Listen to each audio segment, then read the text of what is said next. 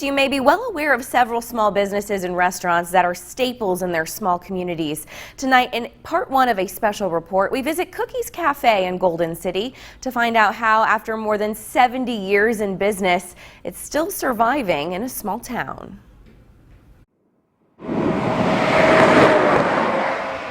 It's a quiet exit off I-49 between Joplin and Kansas City, but just beyond the open fields and farmland lies a hometown treasure.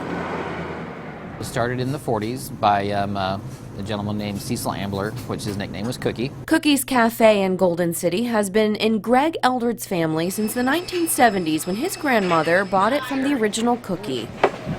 The welcoming family atmosphere the restaurant offers is felt all the way from the staff. We have some employees that have been here 20 years plus. To the customers. Good food. I mean, you can get it. It's just, you know it's good and it's going to be, and home cooking. Ronnie Daines is from Rockville, just over an hour away. He delivers milk to the restaurant, but he's also a Cookie's regular. He eats there 3 times a week, and he's been doing it for about 17 years. Friendly people, nice people, top people, and they know what I want when I walk in the door, and it's just, it's one of those, hometown deals. We have a lot of local farmers and things like that come in just pretty much daily. We have a lot of people that come from a distance. We see some people once a week or twice a week. People travel from all over the area just to get a piece of pie made from scratch, a cup of coffee, or a filling meal.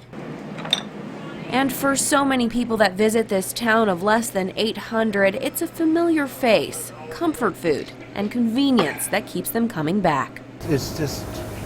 It's Golden City. You stop by Cookies. I mean, that's just the way it is, So nostalgic, don't expect to use your credit card to pay for your meal. Only cash is accepted here. As for expanding, don't expect that either. You don't want to have a big empty restaurant or a big half-full restaurant. It's nice to have a small full restaurant. So next time you see this exit, don't just pass it by, or you might miss something really special. It's convenience. It's here. It's good. I think, good help, good food, good service. So many small businesses in the 4 states are successful because of passionate community support.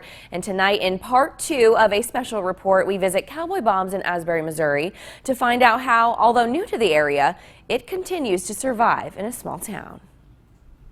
As you're traveling on Highway 171 between Missouri and the Kansas state line, blink and you might miss it. Just a nice place to go. People are nice. Never no trouble. Ben Brown is a regular at Cowboy Bob's in Asbury. It's been a staple in the community of only about 200 residents for the past 4 years. I look for all, for places that are family owned and try to patronize them. Small business. We got to keep it alive. There's a lot of places that's not like that anymore, and I feel like that's what's needed. Connie Weaver and her husband Richard took over the restaurant 2 years ago. I feel like it helps bring a community together when they have a place they can go and say, hey, let's meet at and have something, and they don't have to drive real far. It's a place deep rooted in town support as local farmers come in to enjoy a comforting meal. If they've been working in the field or working the cattle and they stop for lunch, they can come in and they don't have to worry about dressed to the nines. But there's another group of customers that come in, those that are simply passing by.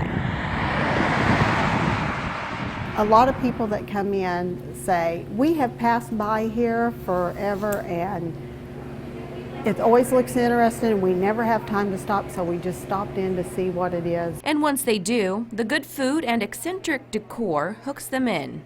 Next thing we know, they're coming back about every week or every couple weeks. But it isn't just a restaurant. Weaver says it's a home away from home that welcomes children. We felt the community as a whole needed a restaurant, a gathering place, and that's why we bought it. We wanted to keep it a family-oriented restaurant. And on the weekends, this stage becomes the focal point of the establishment, and yes, kids are welcome. They have karaoke on Friday nights and usually try to have a live band or some kind of live entertainment on Saturday nights. A lot of people say they come because it is the homey type atmosphere. Weaver hopes that comforting vibe will keep the place alive for years to come.